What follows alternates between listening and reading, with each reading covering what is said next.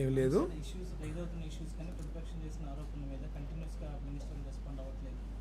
ప్రతిపక్షం అన్ని బోగస్ అబద్ధాలు మాట్లాడుతూ మనం చూస్తూనే ఉన్నాము. సో కాకపోతే మనం చేస్తున్న కార్యక్రమాల్ని ప్రజల్లోకి ఎఫెక్టివ్గా తీసుకెళ్ళమని మన ప్రభుత్వం వచ్చిన తర్వాత ఈ రాష్ట్రంలో జరుగుతున్న అభివృద్ధి కానివ్వండి, ఇరిగేషన్కి సంబంధించిన ప్రాజెక్టులు, ఇప్పుడు 36 ప్రాజెక్టులని ఇంకా మిగిలిన 3 సంవత్సరాలు పూర్తి చేయాలనుకుంటున్నాం. అదేవిధంగా ఫస్ట్ ఫేజ్ పోలవరాన్ని మార్చి 2027 కల్లా పూర్తి చేయాలనుకుంటున్నాం. 36 ప్రాజెక్టులకి టైం లైన్స్ ఇచ్చాం. ఈ వచ్చే నెల 14నే మరి లెఫ్ట్ మెయిన్ కెనాల్ ద్వారా అనకాపల్లి నీళ్లు తీసుకెళ్తా ఉన్నాం. సెప్టెంబర్ 1 అనుకుంటాను వెలుగొండ ప్రాజెక్టు ఇనాగ్రేట్ చేయబోతాం. సో ఇన్ని అభివృద్ధి కార్యక్రమాలు చేస్తా, అదేవిధంగా ఈ సంక్షేమ కార్యక్రమాలను కూడా పెద్ద ఎత్తున చేస్తూ ఉన్నాం. ఒక అభిప్రాయం ఉంది, ఏంటో వైసీపీ వాళ్ళంటే మేము బాగా చేసాం అంటున్నారు. నేను నా నియోజకవర్గంలో ప్రతి గ్రామంలో అఫీషియల్గా మన పంచాయతీ ఆఫీస్ నుంచి, సచివాలయం నుంచి తీసుకున్నాను. నేను ఆ 23-24లో ఏ విధంగా ఇచ్చారో 23-24లో ఎంత ఆ గ్రామానికి సంక్షేమ కార్యక్రమం ద్వారా వచ్చింది, 24-25లో ఈ కూటమి ప్రభుత్వం చంద్రబాబు నాయుడు గారి నాయకత్వంలో అధికారంలోకి వచ్చిన తర్వాత ఎంత వచ్చిందనే దాని మీద ప్రతి గ్రామం నుంచి కూడా అఫీషియల్గా నేను తీసుకున్నాను.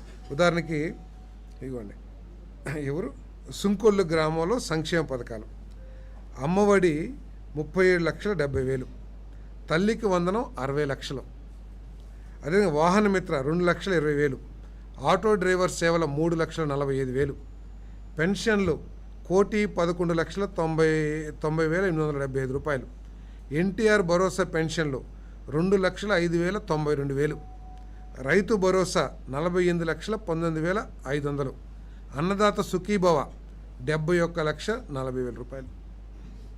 మీరు టోటల్ చేస్తే ప్రతి గ్రామంలో కూడా అదే విధంగా ఉంది.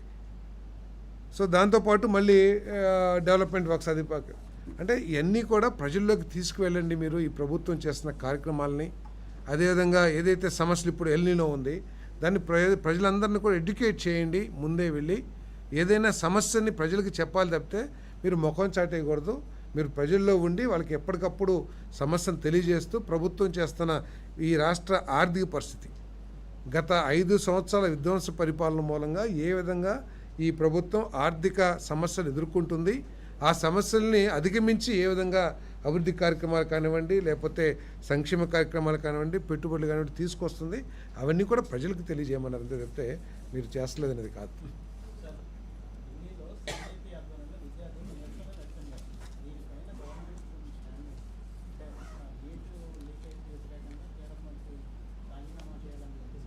ఈరోజు ఎన్డీఏ మంత్రి గారు కేంద్ర ప్రభుత్వం వారిని చర్చలకు పిలిచింది కదా, దాంట్లో డిస్కషన్ జరుగుతుంది.